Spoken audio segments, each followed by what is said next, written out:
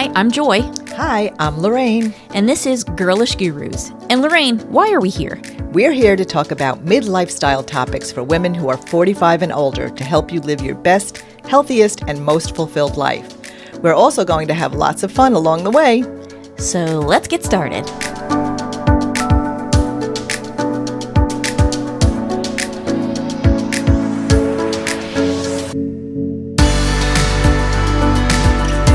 Okay. All right, I think we're ready. Ready if you are. Okay. All right. 3, 2, 1.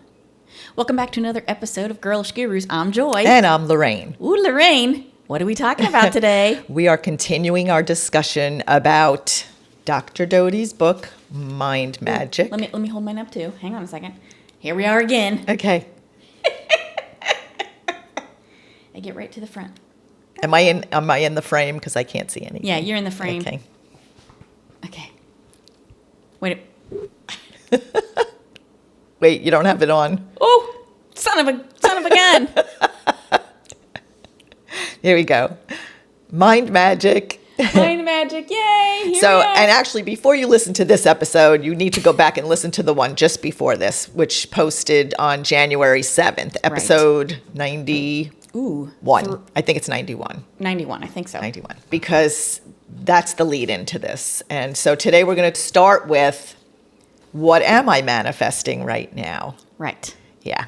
So, and this is kind of like a life review. And I thought a good way to begin was to take some of Dr. Doty's words. So in his first chapter, which is entitled Out of the Wreckage, so for many of us, I think we can relate to that, it says, you may not realize it or believe it, but you are already manifesting your life. The question is it the life you want? And then further in the chapter, he goes on to say, humans are imperfect creatures, and our desires are often imperfect too. When we picture owning a Ferrari, we envision ourselves cruising down the highway at top speed, relishing the devil-may-care freedom that we believe wealth gives us. We do not imagine the pain of having no one to share our adventure with. And when we picture a mansion to live in, we see a warm and vibrant scene of family life. We do not imagine our family fractured by a lack of intimacy and ourselves alone facing the sale of our home. We imagine the things we want, but not the complexities they bring. We imagine the widow's walk, but not the possums. And that relates to a story about how he lost everything in his life. Before I could think about what I wanted to manifest in the next stage of my life, I had to understand what I had already manifested and assess its value with a clear head, and an open heart. What had worked and what hadn't? What was my role in manifesting the empty mansion, the broken family, the dead end? How had my thinking, my unexamined beliefs, and my unfinished business with my heart contributed to this quagmire? So the first steps that we need to take on this journey of manifesting before we begin the 6 steps of manifesting is, what am I already manifesting? Ooh, this is a powerful one. And this is powerful for me for a couple of reasons. First of all, I'm over 50 now. And so I think for everyone who is over 50, all the women that are out there in our demographic, 45 and older, you're hitting middle age now, you're in your second act, and if you've had families, they are older and they're having their own families, and you may be transitioning. And so an important tool to use as you transition is doing a life review and thinking about, okay, where am I at? Is this where I want to be? How can I make changes to move forward in a way that supports my purpose, right? Yeah. And he goes in depth. Okay, so let's back up a little bit, because basically this is part 2. Go listen to the first one. We talk a lot about the whole book in its entirety. But he goes on to talk about the 6 steps and how to change what you're manifesting, basically. Okay? So one of the things he says to do first is your life review. And it's really not a part of a step. It's just get yourself grounded initially, okay? And so for me, being in middle age, I think that's something, no matter what, it's probably a good idea to do. Even if you don't want to do the rest of the 6-week program. Right. That's fine. But it might not be a bad idea to do this. And it's timely for me, not just because of that, but, my dad just passed away. Yeah. There's a lot going on in my world and has been for now 2 years. So for me, I've had these thoughts where, okay, how did I get here? Where am I going next? And this is an important part of that. Yeah. Yeah. And I like how he lays it out because, you can just say, okay, let me do a life review and have no idea where to even begin. Right. So he has a practice laid out in this chapter where he says, get yourself ready, start to relax, visualize your life. And during each thing, he has the steps to take. And basically, it involves journaling, where you spend, I think he has you spend 5 minutes writing down. Wait, let me just get to the part. He does. It says take the pen and paper and write for at least 5 minutes in your own words about what you saw and felt when you visualized your life. Write as many details as possible, whether it is a few sentences or a paragraph. Right. It only matters that you are writing your life as it is for you now and how you feel about it. Right. And just write. Just let it flow, because then later you're going to read what you wrote, then read what you wrote aloud to yourself, and then sit with those images of your life for a few moments with your eyes closed. And you're going to reflect on your life. So don't even stop to think about what you're writing, really. I mean, just obviously you're going to think about it, but just let it flow. Don't critique yourself. Don't correct yourself. Don't stop from writing something. Just let everything just flow. That what you can remember about your life. I think this is powerful because, through the whole thing, he has you review, reflect, appreciate the practice, feel the empowerment and agency that come with examining your life truthfully. Your life is already starting to transform, through this step. So this is what leads into these 6 steps of manifesting. But I think until you actually get this down, you're not really going to be able to manifest what you really want in your life. And I think that this is an important, well, first of all, there's 2 ways you can go through this program. Okay, the first way is you can read through all of it and do the program. We're going to talk about it a little bit more in depth in a minute. Or you can just take it as it comes and the weekly steps. Right, not go through all of the steps and just, work on one step and then wait to read through the rest of them. But for me, I think a lot about, I can visualize all the way back until when I was a young kid and in high school and on, and how, you make decisions when you're 17 that affect you for the rest of your life. And so it's funny how I look at that and I'm trying to picture the collateral aspects of my life, like the choices that I made, and then here's how I perceived other people making choices for me. And so it's funny to look at how all of that played out. Now I'm in my 50s, and it's worked out differently than I anticipated when I was a teenager. Yeah. And it is all about the choices that we make. And he talks in depth about that. When you regulate your emotions, the choices that you make at that time too. Well, regulating your emotions allows you to make different choices. Yes. Right. And I love that movie, The Butterfly Effect, because it really is, we talked a little bit about this, that one little choice that you made affected so much in your life. Could it have been different if that choice wasn't made? I don't know. But you and I have talked about this at length. And you pretty much have the life you imagined for yourself as a young person. You knew you were going to marry a particular person, or you had a vision of him, right? And you knew you were going to have 3 children, and you knew it just kind of... Yeah. And at the time, I never realized what I was doing was manifesting.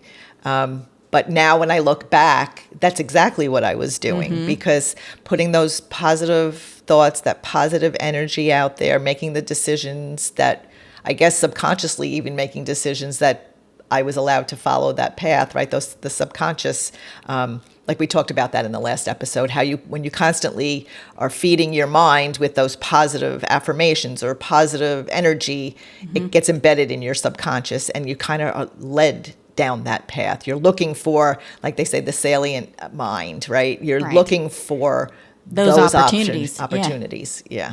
Yeah. And it has worked out well for you. What a beautiful family you have, and a wonderful husband. I and feel a great very wife. blessed. Yes. Yeah. Yeah. And I feel blessed too. Don't get me wrong. No. I know. So it's interesting how neither one of us realized what we were doing and how it has played out accordingly. Yeah. It's kind of funny. Yeah. It's interesting. So I think this is a very important Yeah. part of this 6-week program. Yeah, and this is what he says. What am I already manifesting? So this is how you would start this life review. In this practice, I invite you to assess your current situation with clarity and compassion. The intention here is to be as objective as possible about your circumstances without any judgment. As you uncover the aspects of your life you are already manifesting, you will discover the places from which you may be withholding your inner power. Don't worry about changing anything right now. All you need to do is offer a kind and clear awareness. And again, we have talked about this a lot in other episodes, but when I was a very, very little kid, I thought I would be more of a creative. And I changed that as I got older and I became a professional. And so now I am, in a way, coming full circle and starting back down that creative path that I thought I was going to pursue when I was a little kid. It's kind of interesting how that has worked out. Yeah. It's kind of funny. And you and I have also talked about people who are in their second act, ladies who are listening. Are you not thinking about picking up something that you put aside when you were younger, maybe painting or writing or whatever, maybe dance? Hey, maybe interpretive dance. Maybe you do want to go tuned. drive. Yeah, you're right. Maybe you do want to go drive the Oscar Mayer Wiener Mobile for a year, right? So it's interesting to me having that perspective and to see what he's saying. This should be your first step. Yes. Really, Yeah. before you even embark on trying to learn how to manifest. Yeah. Or, no, that's not what I mean to say. Trying to manifest consciously. Yeah. There you go. Yeah. So should we jump into what the 6 steps are a little bit more in depth than we did before? Yes, because this is part 2. Yes. Go listen to the first episode if Yeah, you we haven't. kind of outlined them in the first episode. We talked about the science behind it. So, yes, go check it out. And then this is our opportunity to get in depth in those steps and go from there. So the first step is to reclaim your power and to focus your mind. And I chose a few passages from that because this step is more about, what I wrote down here, so I wrote so many notes, but one of them was choice returns once attention is reclaimed. Ah, that's a good one. Yeah, which signals the presence of an inner power, which in neuroscience is known as self-agency.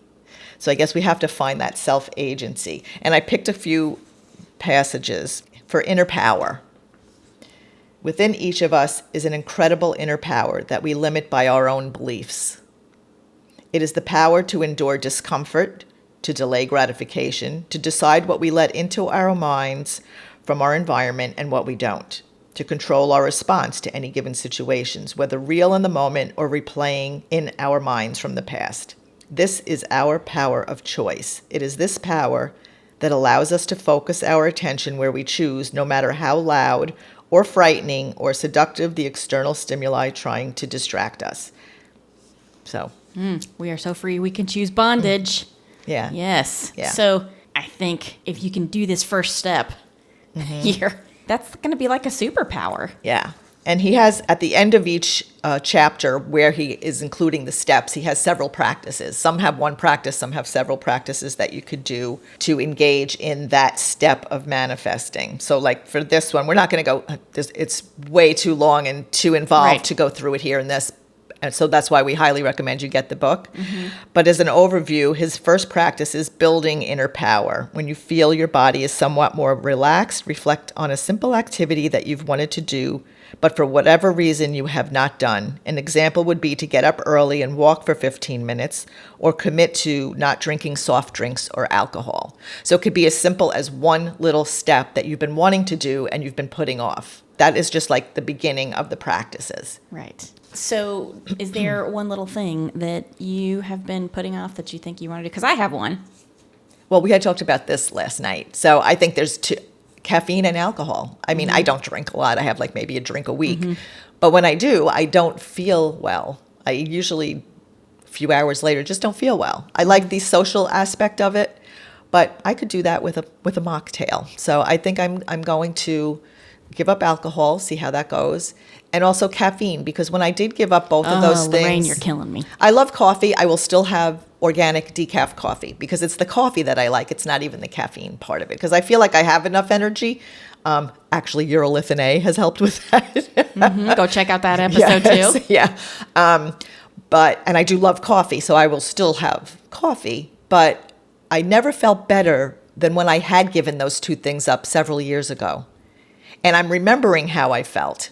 I was able to control my weight better even then, and not diet or anything. It was just, the little belly or whatever, the holiday cheese extravaganza. And just being bloated, that bloated feeling, Yes. that kind of things. And I never felt better than when I gave up those things. So that's going to be my first step.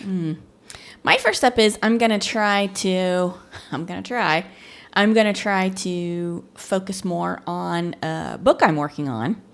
And of course, I also want to focus a lot more on the creative aspect of Girlish Gurus. Like, we are talking a lot about what we're going to put on our Instagram page and what we're putting in our YouTube channel and things like that. So that's the thing I'm going to continue to try to work on. Now, I did do a 30-day social media challenge last year, and it lasted for 30 days. But then again, Dad got sick and a lot of different things happened. So, but for me, I'm going to try to get back to the creativity, the creative projects I've been trying to move forward now for quite some time. And in that respect, this is where the people who surround you come in, like the people that lift you up, because you're doing that, we're basically going to be doing this together. You will be encouraging me. I will be encouraging you. And together, we will be more creative. And you want people in your life that bring light to your life. And I think that's also part of manifesting those people in your life. So I talked about how I wanted to give up things. You're adding something. Right. And so mine was kind of a restriction and yours is expansion. And I think the two of us together balance. is what I'm saying, is like a balance, that we will bring light to each other. And you'll encourage me, I'll encourage you. So we're going to be doing these steps together. You're looking at me like, what are you talking about? No, I'm not looking at you like that. I'm totally on board. And I know that I'm probably not verbalizing it exactly how I want to. Well, I think what you're talking about is synergy. Yeah. Basically. And I think you and I have been creating that for years now. Yeah. And anyone who knows us knows how we are delightful. So this is just going to be more delight. Yeah. Yes. Yeah. I think that is a very interesting point to make. If you want to do this program and you think you need an accountability partner, it might be a good idea to grab a girlfriend and say, hey, let's do this program together. Yeah. Because I think even having accountability does help. I mean, when you're... Did you do the program today? Did you do your program? Yeah, I think that helps. Yeah. But I think once you get into this, I think manifesting's so exciting. I mean, read through the book, you'll get excited, and then you'll be ready for those 6 steps and for that 6-week program. And that 6-week program will hopefully turn into a daily practice and habit. Yeah. Well, you're going to read the book, you're going to get excited, and you're also going to, it's mind-blowing. It really is. Yeah. Well, the science behind it. Yeah. How it just changes your mind, how it changes your life, your body, your physiology, your attitude, your ability to regulate. Oh, yeah. So many good things. Okay. So many good things. All right. So that's step 1. Right. Step 2 is where you start to clarify what you truly want. And so this is another kind of reflection, but it's not reflecting what you've already manifested. It's reflecting on your purpose and where you are trying to go, what direction you're trying to go in. And this is an opportunity for you to really sit down and think to yourself, okay, what is it that matters to me? What is it that is your inner compass? pointing at, right? He talks a lot about the inner compass in the book. When you start to reflect on what you would most like to manifest, you may discover your head is full of a howling chorus of desires. Loudest of all might be what your family, friends, or the media considers to be of value. But underneath the noise, other quieter voices are murmuring. And that is where you can listen for the sound of your heart's deepest longings. It may take some time to sort through the countless wants, impulses, and cravings to identify what you need most and what will be most fulfilling for you to manifest. As a way of starting to make sense of the sometimes tangled mass of wants and hopes, dreams and aspirations, it is useful to reflect on your vision of success. What does success really mean to you? Yeah. I love that. I do. That's so good. Yeah. That's good. And it takes a minute because in Western society here, we are conditioned to look for the money. Yeah. The money, the beauty, the perfect everything. The youth. All that. Youth. Yeah. Yeah.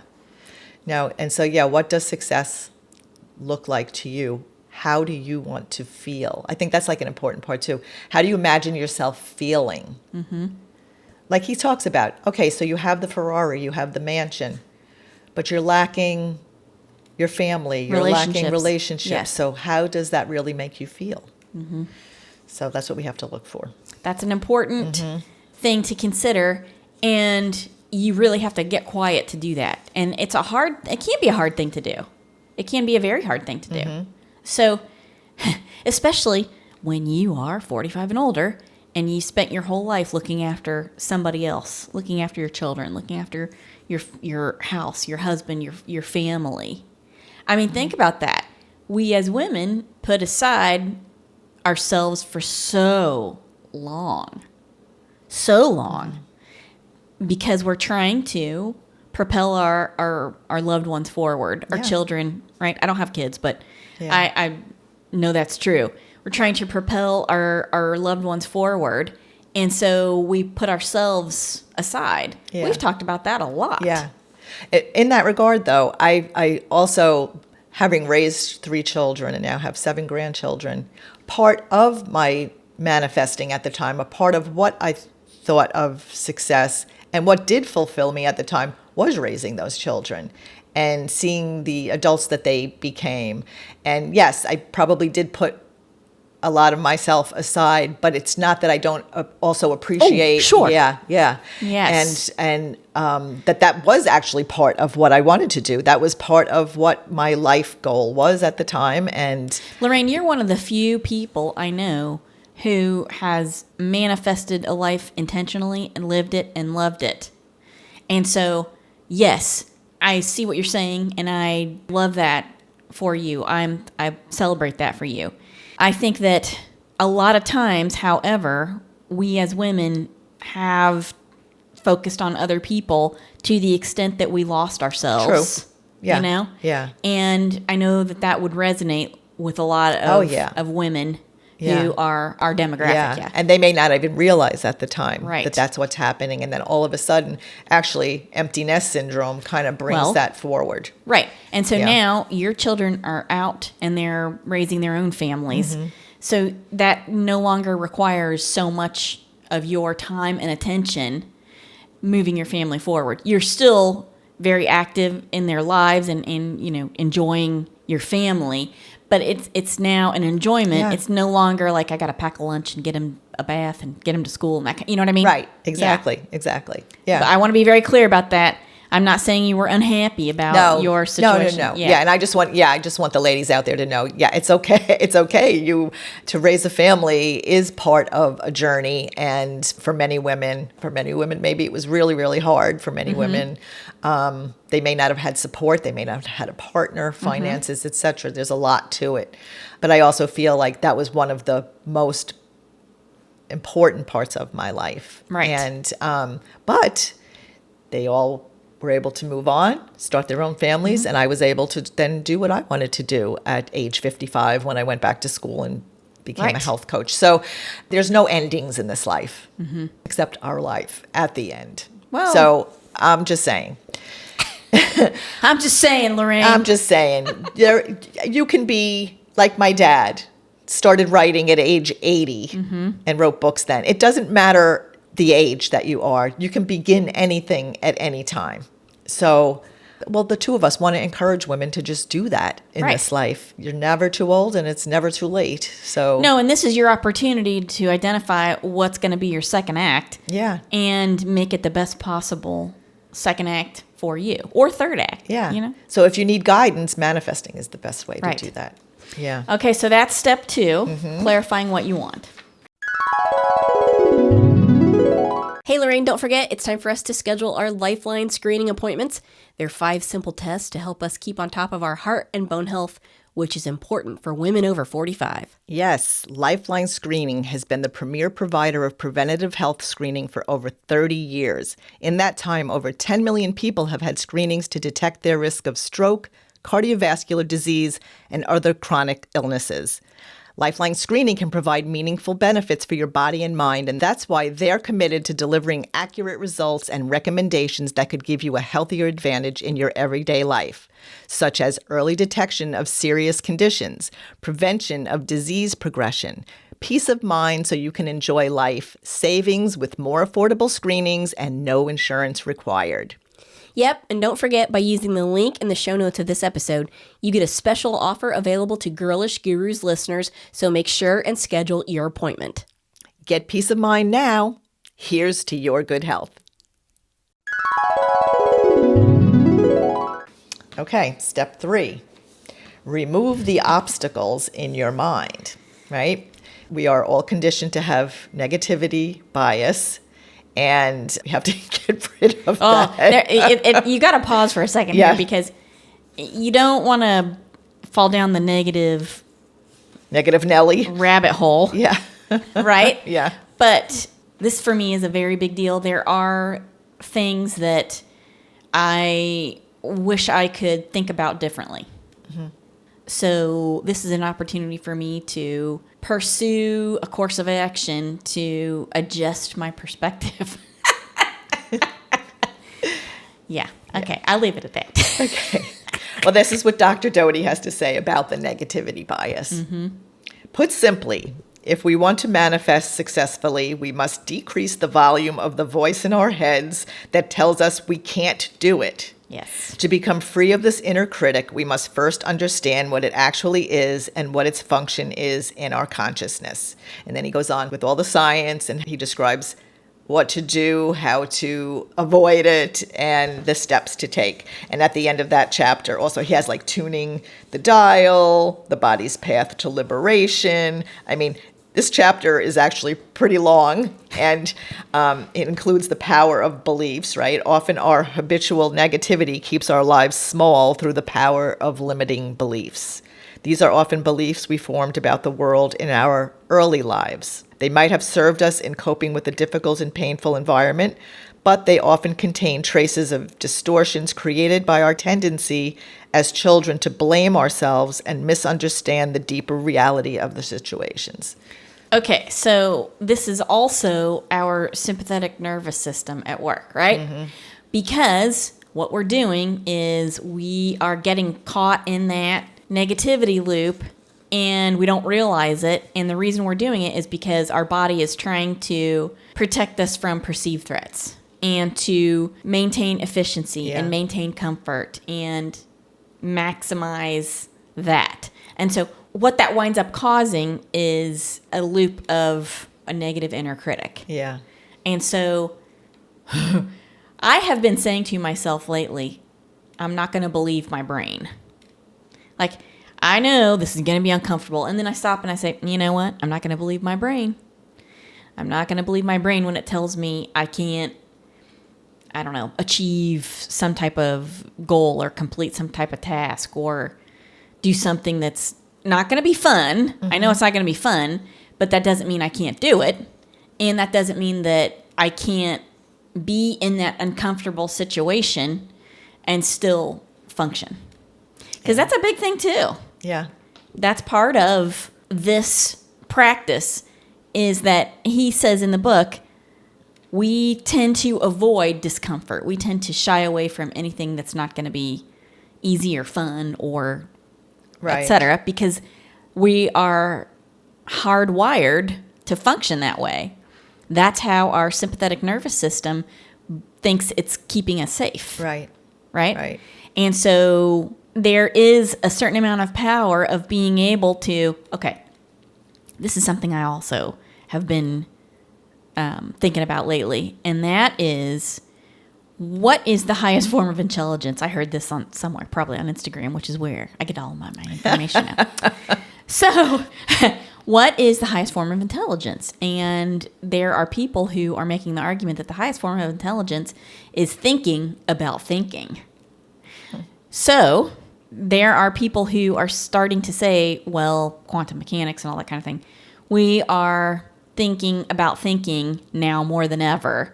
And I think about that, and I'm like, okay, so if I'm able to think about thinking, then I'm able to separate myself from a situation, from the discomfort of it, and still perform, right? And that's also emotional maturity. That's self-regulation and emotional maturity. Yeah. And so to me, that's what this chapter is all about. And again, if you can pull that off, you are a superhero. Yeah. Because most people can't do that. They can't see that they're stuck in a negativity rut, or they're perseverating or ruminating on something. They just sit there and marinate in it. And that's why they get stuck and they can't move forward. Yeah. The first practice that he has at the end of that chapter is called Beliefs and Their Opposites. And he says, negative beliefs about ourselves are like mushrooms. They grow in the dark. And so it is often very useful to get them out from the darkness of our heads and into the light where we can see them clearly for what they are. And then he has the following practices to do to make that happen. And I know in the last episode we talked about dispositional optimism, which kind of comes in too, like the belief that everything will work out without it being toxic positivity. Always having that belief that things will work out. Well, and they do. Yeah. Right? Yeah. The question is, are you able to separate your ego from the truth of the situation, right? And there are a lot of things that are uncomfortable that you have to deal with as an adult. But being able to deal with them successfully is worth its weight in gold, even if you're feeling discomfort. So step 3 would be probably week 3 of the 6-week program. So that is remove the obstacles in your mind. Right. Okay. That doesn't mean avoid uncomfortable situations. No. That means manage how you think about them a little bit differently. And let them not be an obstacle to what you actually want to manifest in your life. Crying out loud. I'm going to try. I'm trying. I'm trying. All right. Okay. Week 4 and step 4. Okay. So this is where I'm having a little trouble. I'm going to tell you. I'm having a little trouble. Week 4. Embed the intention in your subconscious. That is step 4. So, this one is tricky. He says, by this point, you have reclaimed your inner power, reflected on what you truly desire, and started to remove the inner obstacles and false beliefs that stand in your way. We hope.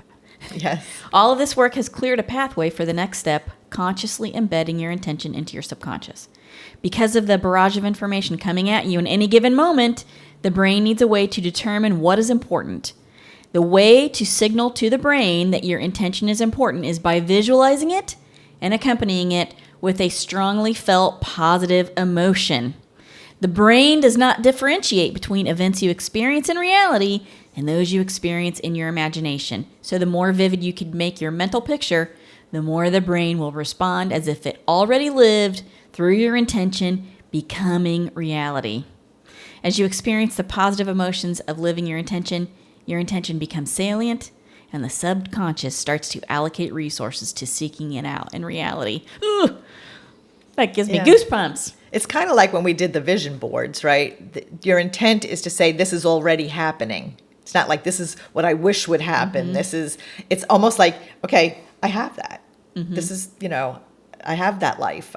And just like, so you embed that in your mind. We were talking about people putting Post-it notes up all over to constantly bombard yourself with that positive energy, that positive affirmation, so that it becomes a subconscious. Well, so that your brain starts to look for the opportunities. This one was the one where I just was gobsmacked by this. If you listened to the last episode, you know what I'm talking about. It just amazed me because, there's all these other gurus and whatever people who are out there touting a different version of this. I'll let you fill in the blank yourselves. But there is a science-based technique here that actually produces results. Yeah. And the way you do it is you start to filter out as best you can consciously things that you don't want to reemerge. You don't want your brain to seek out that. You want your brain to seek out something else. And this is the actual technique of how you make that happen. Right. You consciously choose it. Yeah.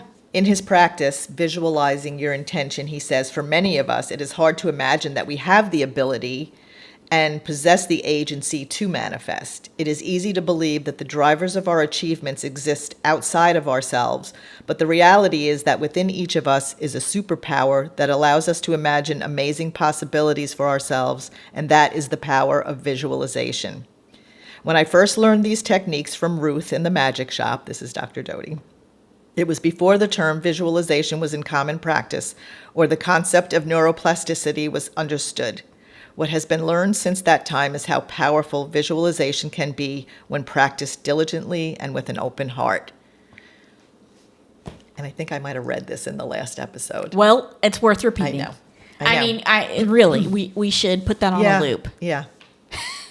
Yeah. It's just mind-boggling. Yeah. It really is. If you can get your mind around it and you can hear the science and see it happening in your own life. I mean, I see it happen for people I know. Mm-hmm. And so if you can get your mind around it and you can be cognizant of that and start not believing your brain and working on trying to look for more positive aspects, then I really am just astounded with the fact that you have so much personal control over that consciously. That's amazing. It really is. Okay, so step 5. Pursue your goal passionately. Which we are already, in a way, doing. Yeah. Yeah. I mean, that's what brought about this episode. Right. Because Joy and I were thinking about every time January rolls around, it's like, okay, New Year's resolutions, and everybody has those same things that they are trying to do. And then they say, well, we're not calling them resolutions, we're calling them goals, and like different terms. Just putting lipstick on a pig, right? But manifesting is really a whole different animal. Because you're changing everything about the way you think, and the science behind it shows that you are creating those neural pathways. Yes. You are rewiring your brain so that you'll be able to achieve how you want to feel, what you want to experience, what you want in your life. And those things don't have to be diet, exercise, whatever. Those can come with it, and they're important because we want to live a healthy life, coming from the health coach. But I think just by changing your brain, really thinking about how you want to feel in this life, your brain will be looking for those things. Your brain will be searching for the things that will make that happen. So, okay, I want to, like for me, for instance, I love spending time when my whole family gets together and we go on family vacations with all the grandchildren, whatever. So I want to be able to do that. So what I picture in my brain is me healthy, being able to run around on the beach with them, spend time playing games, being in the house, cooking dinners, doing all that. But to be able to do that, I have to have a healthy body and a healthy mind, right? But what I am picturing for myself are those experiences and how I feel during that time, so that my brain will then, I guess, be looking for how do I make that happen? Yeah. Right. Yeah. And what would have otherwise passed you by if you were perseverating on negative things, you are able to pick it up and notice it because you are no longer in that loop, stuck in that loop. Yeah. You're no longer, your brain is filtering out the more negative stuff and letting more positive stuff in. Yeah. And by what we do, even like what we're doing as podcasters, as running retreats for women, it's because we know how that makes people feel, like the information that we are bringing forth and like what we want women to experience in those retreats is like what we would want to experience, right? yeah. So it's almost like we're manifesting for you as well. Right. Ooh, good one, Lorraine. Ooh, we're going to have to maybe put that in our marketing. Okay. That's pretty We are good. manifesting for you. That's right. Here is your manifested retreat. Yeah. Okay. I think I just want to see if I picked a quote before we go. Okay. Because I have my little notes here. Oh, okay. So for step 5, one of the practices he had was, how does my intention benefit life? One of the most powerful things we can do to increase our inner power is to align our intention with the life around us. In this practice, I encourage you to reflect on how your vision is part of something larger than you as an individual. And I just said it. We're manifesting for you. That's right. And this Yeah. also is connecting to your heart, which he Yes. talks a lot about Right. that. Oh, so good. That's good stuff. Yeah, he talks about synchronicity and all kinds of stuff in step 5. So Yeah. that's they're all important steps. Right. Oh, they are all important steps.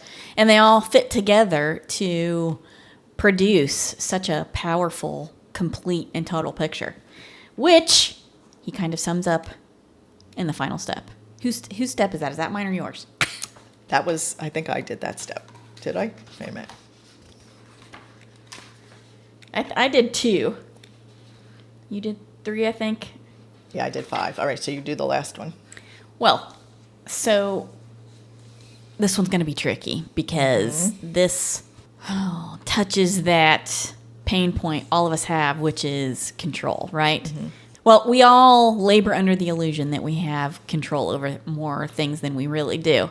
And so step 6 is releasing expectations and being open to magic. Now, that goes directly against what we are conditioned to accept and hope for, which is complete control over every circumstance in our life and our children's lives and our pets' lives, right? And that is just not the truth of the matter. Really, the only thing you have control over is yourself and how you respond to situations, etc. And so this, I think, in some ways, is the trickiest of all of the steps. Yeah. Being able to actually release attachment to the outcome and just expect magic and hope for it, right? Yeah. So here's what he has to say about it. You are almost done. Take a moment to honor your resolution to get this far. Reflect on how much progress you've made and what you've learned. What feels easier? What still feels difficult? Go back to the early pages in your journal. What has changed? Does success still look the same? What about the obstacles? Write in your journal for 10 minutes about how the work to get here has affected your outlook, your hopes, and the details of your life. In this final step, you will be called on to face a paradox. After passionately visualizing your intention in all its detail and specifics, it is time to let go of any attachment and become willing to be surprised. Ooh, the willing suspension of disbelief. Yeah. That is a tricky, tricky mind game to play, right? This is the magic that comes when we are all free of expectations. When you release attachment to that outcome, then that allows you to be present in the moment and just receive whatever's coming at you that's positive. Yeah, and in the last episode we talked about how what you expect may come to you differently. Oh, yes. It may may look different. It may look different. It may be better than what you even expected. It may come at a different time than you expect. So, yeah, you have to release the expectations of what it is that you're manifesting and accept what comes and have that dispositional optimism that everything will work out. Yeah. So this is where we now talk about starting the 6-week program. Right. So Joy and I are starting. We're recording this in early January. Right. And we're starting January 13th. This will air on January 21st. Right. So we'll have already been in a week we will have hopefully completed our first week. But what I also wanted to make a note about, Dr. Doty says it's a 6-week program, but it could take you longer, right? So if you get through the first week and you feel like you're not comfortable to move on to the second week, do the first week over again. So however long it takes you, it's progress. So so just remember that. Don't feel like pressure to get it all done in 6 weeks. So Joy and I will start on the 13th. We'll be making Instagram posts about it. And we hope that you will join us once you hear this episode and maybe start your own journey. Get the book. Again, listen to the episode from January 7th first. So that way you can hear the science and everything before you get the book. But get the book. We highly recommend it. I think it's on Amazon, anywhere that you get your books. So come along with us on this journey. Follow us on social media because we'll be posting about our journey. And then we would love to hear your feelings, what you're manifesting, how it's working out for you. If you have questions, we'll also be starting a newsletter this year. Oh, here we go. All right, now we're speaking it out loud. Yeah, So yeah, it's happening. So if you would like to be included in our newsletter, give us an email, right? Send us an email to hello.beautiful@, right. I'll do that again. So we would love to add you to our newsletter list because we have lots of great stuff coming. So you can email us at hello.beautiful@girlishgurus.com. And we will put that in the show notes as well, because we would love to hear from you. We would love to add you to our newsletter. And I think we're going to come up with a good name for it. Maybe we'll have a contest. Ooh. Yeah, that's yeah. something to think about. And remember, we also have our retreat coming up, so I want you to manifest that into your life too. Yes. Yeah. We have one more week opened. The first week has sold out. And so we are... It's Sedona. So come with us this fall to That's Sedona. right. And enjoy what we have manifested Yeah. for you. I'm just saying. And please make sure you check out the extended version of this episode on YouTube and give this video a like, a share, and let your girlfriends know, hey, we've got some good information in these series of episodes that we've done. And stay tuned for more fun stuff coming because we've got a lot planned and lined up for you. And yeah, we've already recorded some really good episodes this year that I'm so proud of. Oh my gosh, yes, stay tuned. We had a really good one we did yesterday. Yeah. Oh boy. Yeah. Yeah. That's going to be fun. Yeah. So we are wishing you a very magical 2026, and we hope that you manifest all the good stuff. Yeah, that you're looking for. Yeah. Yep. And Yep. come and join the party because Yep. we're over here waiting for you. Thanks for listening and supporting us. We'll see you in the next one. All right. Bye-bye. Bye. Mwah. Thanks for listening to this episode of Girlish Gurus. We hope you'll join us next time for more fun and inspiration. Be sure to check the description of this episode for links and information about the topic, and you can find us on our social media platforms starting with Instagram, Facebook, and now including YouTube. You can find us by searching Girlish Gurus, and you can also check out our website, girlishgurus.com, for more information on us, our projects, books, and our growing community. And don't forget to download this episode, give it a good review, and share it with your girlfriends. We would also love to hear from you in the comments because the more interaction we get, the more episodes we can post. Thanks, everyone. Bye. Bye.